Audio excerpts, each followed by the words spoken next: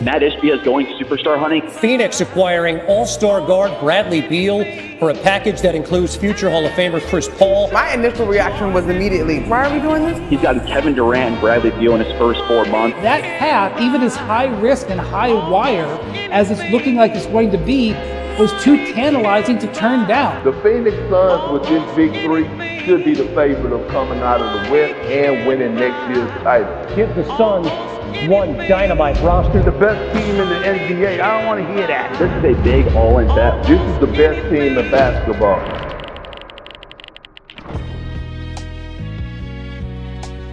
Let's run a quick thought experiment.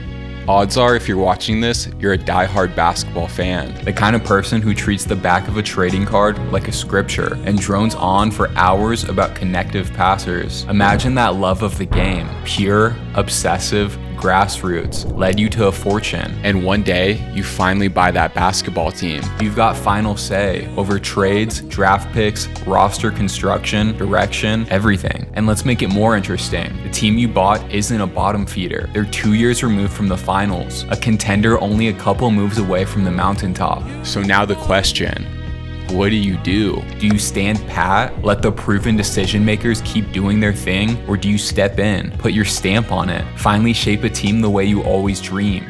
Most of us think that we'd play it cool, be a level-headed outsider with a sharp eye and a patient hand. But truthfully, a lot of us would get trigger happy. We'd want to see our guys in our jerseys, the ones we always believed in, the ones that felt right. All right, thought experiment over.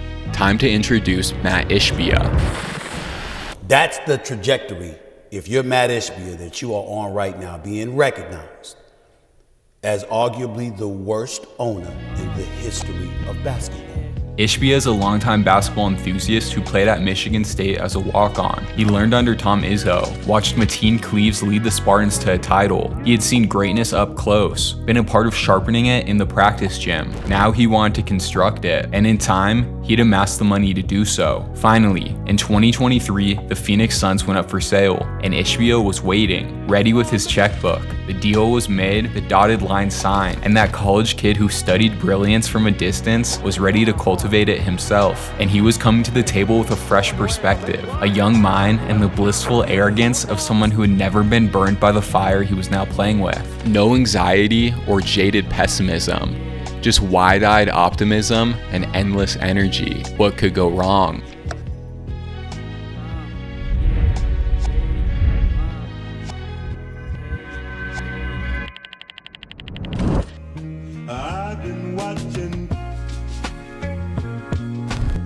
The sale of the Suns went through on February 7th. By February 9th, Ishbia orchestrated his first blockbuster deal. Phoenix sent Cam Johnson, Mikal Bridges, and Jay Crowder to Brooklyn for Kevin Durant. It was a sizable haul for the Nets, a pair of young two-way wings still on their way up and a steady proven vet. But this one was a no-brainer, the exact kind of home run swing the organization was looking for without having to break the bank or mortgage the future. KD would need some time to fully recover from a couple injuries, but this was a postseason move. The training staff would give the star all the time he needed as they geared up for their third deep playoff run in as many years. He returned in time for 8 regular season warm-up games before the knockout round started. And right away, that team was happy to have the Slim Reaper lurking on the wing. Durant never scored less than 25 in the 5-game series against the Clippers, giving the Suns the right to play the Nuggets in round 2. The Jokic and Murray 2-man game picked Phoenix apart in Denver. Then Booker and Durant put on a jaw-dropping display of shot-making back in Arizona. 2 consecutive masterpieces from their dueling flamethrowers evened the series and injected the desert with a new wave of enthusiasm. Unfortunately, Nikola Jokic would go on to cement himself as the best player in the world and end the Suns' first season under new ownership, with the man who bought them sitting courtside. Any second-round loss would be seen as a disappointment in the eyes of someone as ambitious as Ishbia. But this wasn't just a second-round loss. It was the second consecutive blowout loss in an elimination game on their home floor.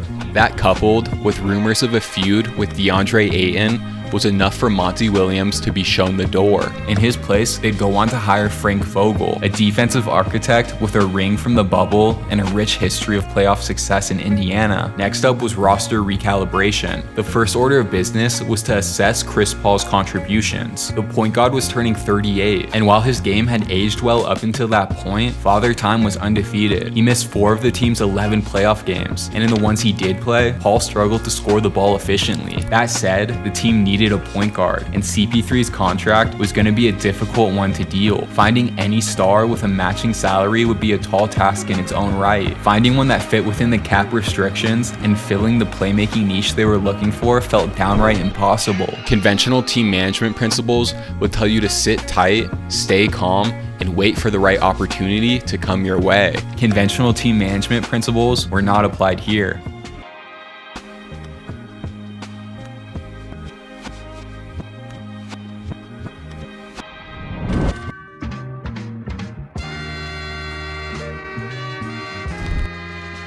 Instead, the Suns called up the Wizards and made a deal to bring Bradley Beal to Phoenix. In the right situation, with a strong defensive infrastructure around him and a reliable playmaker to get him the ball in his spots, Beal was a bona fide bucket getter, a shooter so pure he averaged 31 points a game only 2 years ago. But there was no playmaker here. There was no defensive cornerstones behind him, and worst of all, they handed Washington more assets than the actual treasury. The logic was clear: build a super team, a squad so talented that role players were insignificant and fit hardly mattered, like the Warriors and the Heat before them. Matt Ishbia was just following the model that had dominated the league for the past decade.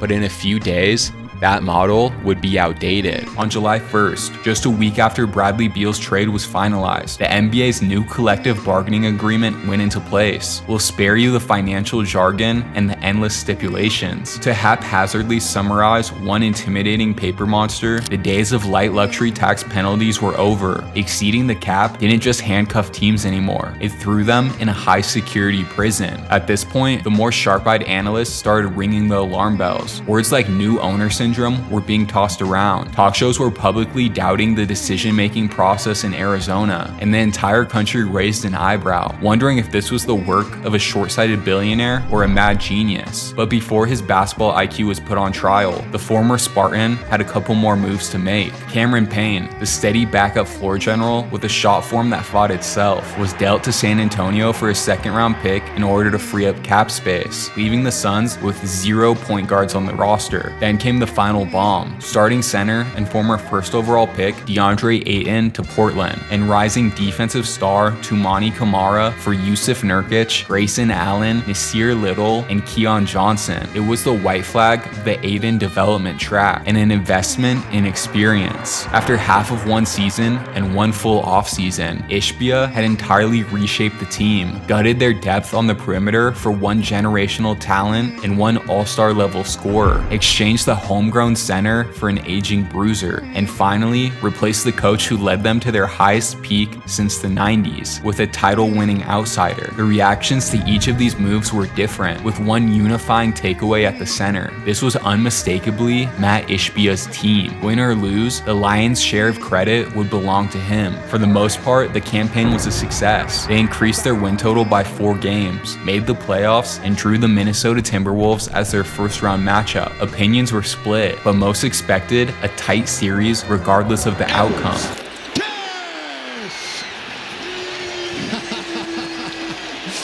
Oh, it's on, ladies and gentlemen. Oh, yeah, baby. KD loves it. Instead, it was a swift and merciless sweep. The Wolves suffocated the Suns' ball handlers. Disappointing playoff performances like that would result in wide-scale changes.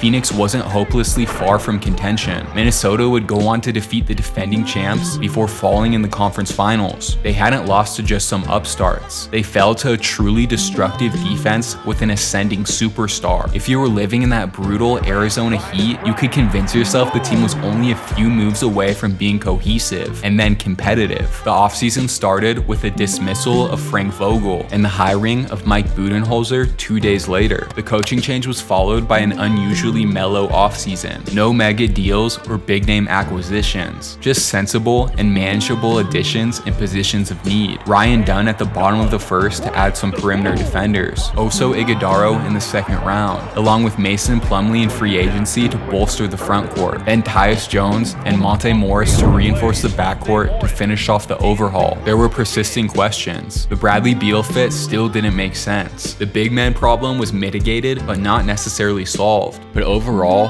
the vibes were high. Booker and Durant won a gold medal in Paris. The depth was improved. The head coach's system made more sense for the team. The roster was better, and $195 million over the luxury tax. Clearly, the owner wasn't cheap. Besides, they won 49 games the year before. Budenholzer's offense got off to a scorching start, lighting the way to an 8-1 record. That's when the defensive issues started to appear, and they didn't go away. No matter how many points they scored, the other team would find a way to score more. Their rotations were slow, littered with mismatches, and still without any semblance of rim protection to support them. Then, the front office started spinning that cursed Rolodex once again. They moved Jusuf Nurkic and Josh Okogie to Charlotte for Nick Richards, Cody Martin, and Vasile Micic. Sadly, it did little to fix their fortunes.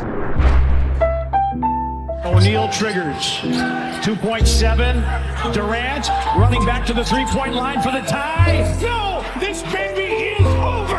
I'm tired of talking about it. They have no leadership. They trash. Things get tough. We get quiet as a team. At some point, you got to draw a line, and should have been drawn a long time ago. I think it starts with me. I just feel like I got to be better.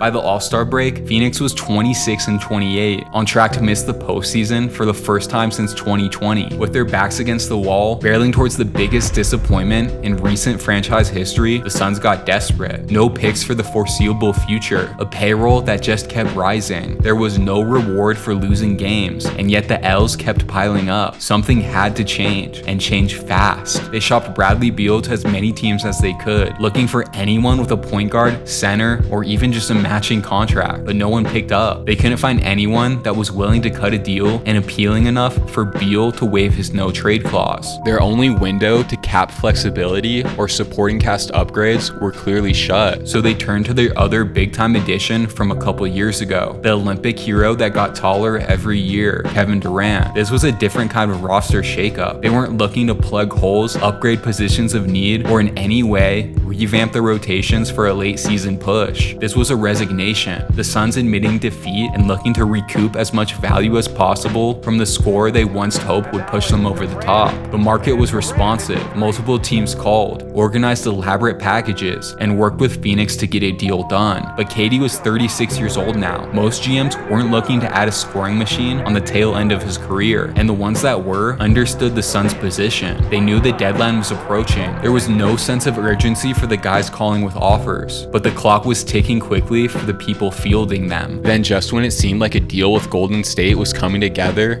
Durant blew it up. He was caught off guard by the trade discussions and had no interest in returning to the Bay. The deadline passed. 35 was still in Arizona, and both sides were forced to endure a long, icy second half of the season. The Suns didn't improve. If anything, they regressed. The locker room turned on Budenholzer. The failed KD trade hung over the team, and the Bradley Beal situation only deteriorated. When the 82 games came to an end, 3 games behind the 10th seed, Budenholzer was shown the door, marking the third head coach fired in 3 years. Of course, Kevin Durant was traded to the Rockets while we were putting this video together, but that's life for a rebuilding basketball team. Still, we have no clue what the Suns' future holds for them. It would require a miracle of mismanagement for anyone to touch that Beal contract, assuming they could get him to waive the no-trade clause in the first place. There are no late exits left, only disheartening consolation prizes that offer 70 cents on the dollar. There's no way around it. Things are ugly at the moment. The Suns have no control over their own pick until 2032. a fractured culture, and a roster that doesn't make sense. Every oasis has been a mirage, and every canteen has run dry. Now all the people of the desert can do is hope for rain.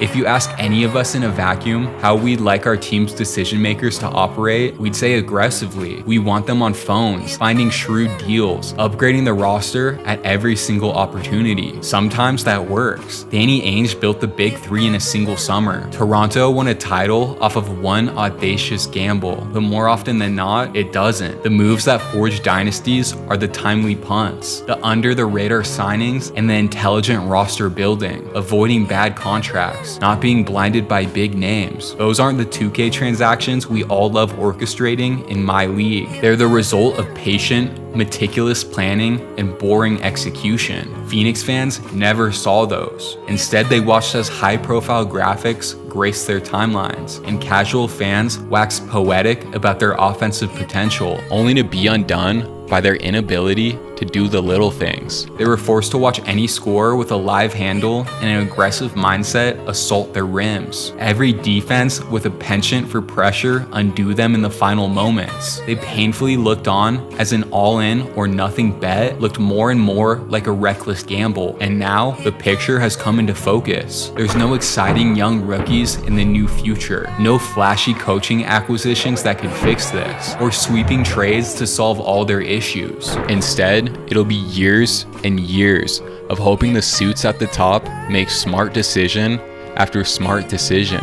Still, it's gonna take a long time for the Suns to climb out of this hole. Relish the Devin Booker pull-ups. Cling to the Ryan Dunn hype train. Rewatch highlights of Chris Paul kicking it out to Mikal Bridges if you have to, because the reality awaiting your team is a painful one. Climbing back up that mountain you nearly summited back in 2021 will be painstaking, obnoxiously gradual, and frankly, unlikely in any immediate sense. But the good news is, it could always be worse. Just ask a Kings fan.